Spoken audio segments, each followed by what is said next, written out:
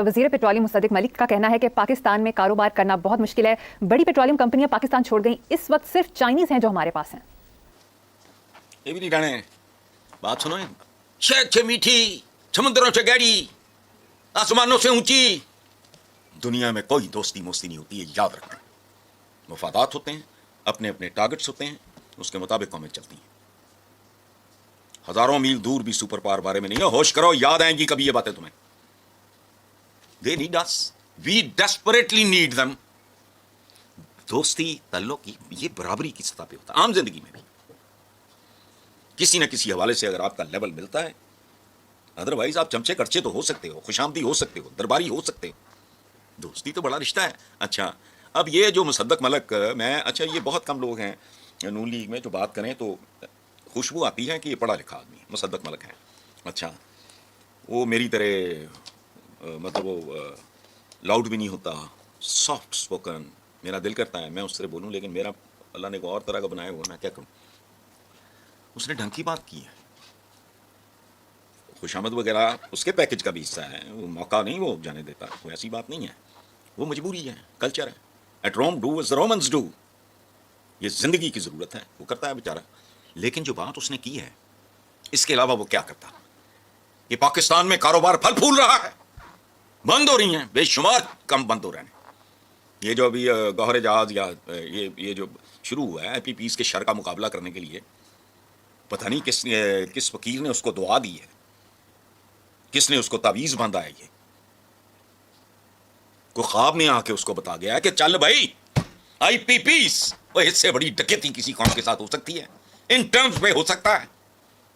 अच्छा, वो मुल्क में वो है क्या, ये जो पाकिस्तान में कारोबार करा बड़ी पेट्रोलियम कंपनीज छोड़ के जा रही हैं, और यहाँ लोकल मेरा ताल्लुक है लायलपुर से, जिसे कभी कहते थे मैनचेस्टर पाकिस्तान। असि अभी छोर पड़े जो बड़ा कुछ कर लेने हैं ना, कि ये हम यूं हैं कि फलां का किला है और फलां का, ये इस तरह की बातें हम अपने बारे में बंगियां मारते रहते हैं। मैनचेस्टर पाकिस्तान, मेरे तो सारे बचपन के दोस्त आज भी वहाँ हैं। 2 4 5 ही आए थे लाहौर पढ़ने के लिए, यहीं के होके रह गए।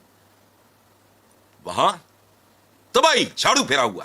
तो मुसद्दक मलिक अगर ये ना कहता तो क्या कहता। अच्छा, 2 बातें इन्होंने कही। एक तो चाइना और पाकिस्तान की जो दोस्ती है उसकी असलियत बता दी इन्होंने, हसन निसार जी ने, कि समंदर से गहरी और हिमालय से ऊंची, आकाश से ऊंची और ये और वो। तो समझ में आया पाकिस्तानियों को कुछ।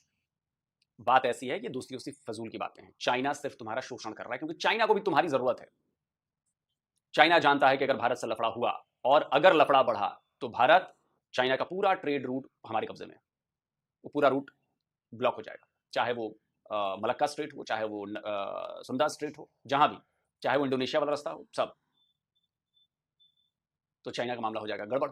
तो चाइना ने अपने लिए एक रास्ता तुमसे लिया है, तुमको पैसे भर भर के, तुम्हारे को पैसे दे देके, जो ग्वादर से कनेक्ट करता है बाई रोड चाइना को, समझे। और ये क्यों छोड़ के जा रहे हैं, क्यों हो रहा है।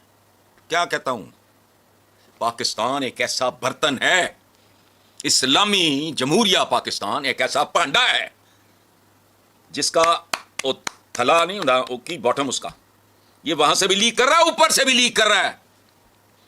वो किसी को शर्म है नहीं यार। IPPs के मुआदे कैसे हो गए, क्यों हो गए, किन टर्म्स पे हो गए, किसने किए, कब किए, अवाम को टके टोकरी बेच दिया, नीलाम कर दिया, कोई हिसाब ही नहीं। वो आज पता नहीं, वो मैं अभी देख रहा था टीवी पे किसी चैनल पे, भिखारी पकड़ लिए, बड़े भिखारी जड़े ने माशाल्लाह, VVIP ने भिखारी पकड़ लिए एयरपोर्ट पे। ये अभी चली है, मैंने किसी चैनल पे देखा है। टुटे पजे गरीब गुरबे जाए, ये वो सारा उन्होंने अपना इतराफी बयान भी जमा करा दिया। वो 10-15 के करीब थे पाकिस्तानी। ये कोई खोश करें।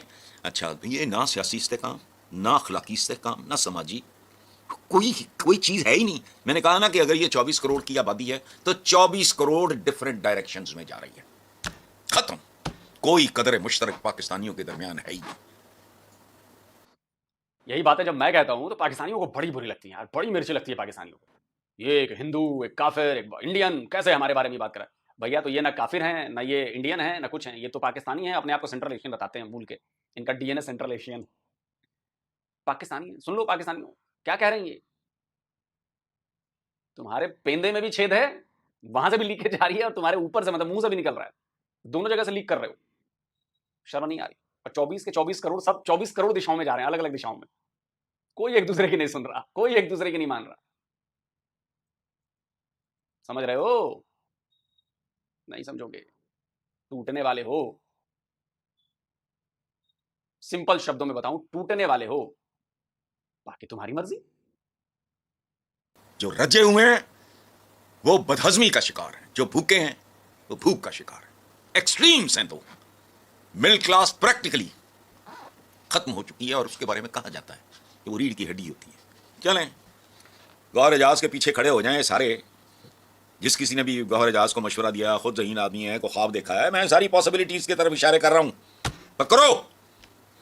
अब भी कोई करने को तैयार नहीं, कोई मेजर सर्जरी, कोई मेजर ऑपरेशन, कोई वो जिसे कहते हैं यार कोई सवाल जवाब, कोई एहतसाब, कोई नो, बिल्कुल नहीं। नाक से आगे देखने जो कि है ही नहीं है, नाकें कटी हुई हैं। आगे चलें माशाल्लाह। बेशक हसन साहब, अलमिया ये है कि असल जिम्मेदारों का तयन नहीं हो रहा और कोई अकाउंटेबिलिटी नहीं हो रही। सबका पता है।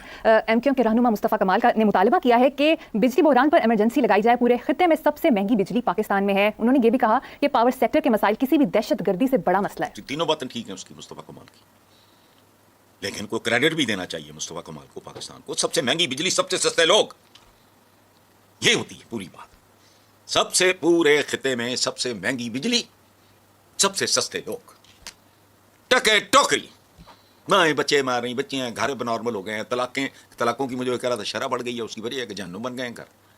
वो फिर एक दूसरे किसी और पे तो बस चलता नहीं है। वो जो पिछले दिनों को हमारी कोई एंकर शंकर थी, उसका नीला पीला चेहरा देख के मैं सोच रहा था को पता नहीं जानवर से बदतर होगा भाई, तुम्हारी नहीं बन रही, गो टू हेल। ये उस एंकर की बात कर रहे हैं जिस पर हमने वीडियो बनाया था कि एक लड़की ने, वो एक मौलवी आया था, पढ़ा लिखा मौलवी, अंग्रेजी बोलने वाला मौलवी, और उसने उस लड़की को कहा कि 95% तो जो महिलाएं हैं वो पाकिस्तान की वो जाहिल हैं। लड़की को गुस्सा आया, जाहिर सी बात है गुस्सा आएगा, पढ़ी लिखी लड़की थी, उसने सवाल किया।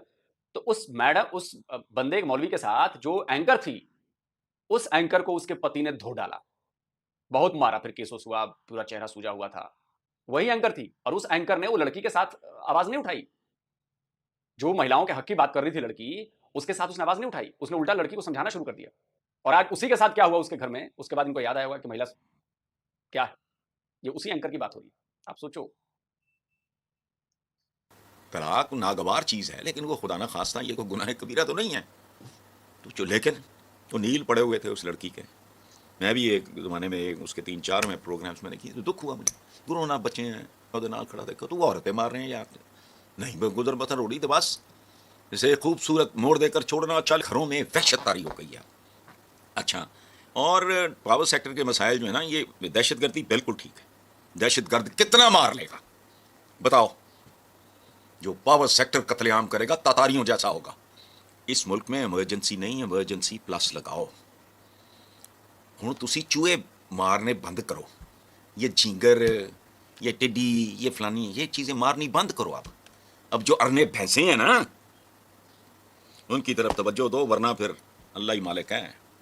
और पूरे खिते में ये IPPs कोई पता नहीं कौन है, इनको पूछने वाला कोई नहीं। उसकी वजह है कि बहुत से लोग इनके भाई बाल हैं। अगेन कोटिंग परवेज मुशर्रफ साहब, अल्लाह उन्हें गरीब की रहमत करे, उन्होंने कहा 1 सेंट इजाफा करो, 1 यूनिट पे 1 सेंट का इजाफा करो, 1 अरब रुपया ले लो। तो ਤੁਹਾਡਾ ਕੀ ख्याल है ਜਿਹੜੀਆਂ अरबा खरबा ਦੀਆਂ जायदादां बाहर ਹੁੰਦੀਆਂ, ये रिस्के हलाल है? हजरत अबू जर गफ्फारी का सुन लो, अब किससे ही सुनाने को रह गए ना। उन्होंने कहा ये वो बड़ा कोई सिक्कों से भरे हुए थे, वो तलाई सिक्कों से, वो तो उसका वरासत तकसीम हो रही थी, तो खलीफा कौन थे हमारे, मुझे वो भूल गए। तो उन्होंने कहा बेशक पाकमाल था, पाकमाल फलां, ये वो मरहूम के बारे में हजरत अबू बकर कहता हूँ, हजरत अबू जर गफ्फारी ने कहा आप चुप, इतना माल पाक हो ही नहीं सकता। मैं अप्रोच की बात कर रहा हूं। अब ये साइंस और टेक्नोलॉजी का जमाना है, आप ओवरनाइट अरबपति बन सकते हो, उस वक्त ये नहीं था। कॉन्सेप्ट बिल्कुल वाज़ेह है। फिर आगे चलो माशाल्लाह। तो जी वीडियो खत्म हो गया, अब आपने देख लिया। सबसे पहली चीज मुझे लगता है कि पता है, पाकिस्तानियों को इसकी सजा मिल रही है, पाकिस्तानियों को उस नफरत की सजा जो उन्होंने बोई है, दिमागों में DNA में घुस गई है। वो नफरत जो हिंदुओं के खिलाफ है, यहूदियों के खिलाफ है, हर नॉन मुस्लिम के खिलाफ है, ये उस नफरत की सजा मिल रही है। कहीं ना कहीं से तो वो जुल्म निकलेगा ना। देखिए, आप माने या ना माने, जुल्म तो आप लोग कर रहे हैं, और जहां पर जुल्म नहीं हो रहा वहां पर जबरन जुल्म बनाकर पेश करते हैं आप लोग कि देखो भारत में तो हो रहा है, लेकिन आपके घर में क्या हो रहा है ये आपको नजर नहीं आता। अभी लेटेस्ट एक वीडियो पर रिएक्शन दिया है मैंने, वो पाकिस्तानी हिंदू हैं, वो जब गए बाल कटवाने अपना मुस्लिम दुकानों में, तो उनको क्या कहा गया जरा सुनिए। अच्छा सर, हमें ये बताएं कि यहाँ पर हिंदुओं के बाल काटे जाते हैं? नहीं सर, नहीं, क्यों सर? वजह, हमने अगर बाल कटवाने हो तो हम कहाँ जाएं फिर? जनाजे पे जाता है, कोई फौत के पे जाता है, जी जी कोई नमाज पढ़ता है, जी। इसलिए हम लोग करते हैं। ये तो पता नहीं, ये तो पूछना चाहिए ना, हुकूमत को पूछना चाहिए क्यों नहीं काटते, लेकिन हमें अच्छा नहीं लगता है। अच्छा नहीं लगता? फिर क्या हो जाता? अगर आप काट लें, फॉर एग्जाम्पल आप काट लेते हैं, तो फिर क्या हो हम जाएगा? लोग वो औजार फेंक देंगे, औजार फेंक देंगे? अच्छा। आप जरा सोचिए, यही काम मुसलमानों के साथ कोई दूसरे धर्म वाला कर दे। तो मान लीजिए ब्रिटेन में गया है वो क्रिश्चियन, मान लीजिए बार्बर शॉप है, और वहां पे गया और उसने कह दिया कि नहीं नहीं, हम तो मुसलमानों के बाल नहीं काटते भाई, नहीं काट सकते, आप जाओ यहाँ से। आप समझ रहे हैं कितना बड़ा बवाल मचेगा?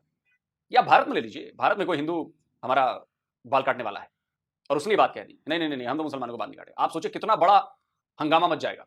पाकिस्तान में लोग हंगामा मचा देंगे, देखो भारत में क्या हो रहा है मुसलमानों के साथ डिस्क्रिमिनेशन। अभी जो ये साइन बोर्ड वाला मामला चला है उस पर भी बड़ा बवाल हो रहा है, जबकि वो साइन बोर्ड वाला मामला सबके लिए है, वो हिंदू मुसलमान सिख ईसाई सबके लिए, कि सब अपने अपने प्रोप्राइटर का नाम लिखो भाई, दुकान के नाम के साथ अब दुकान के मालिक का नाम लिखना चाहिए कि भाई किसकी दुकान है।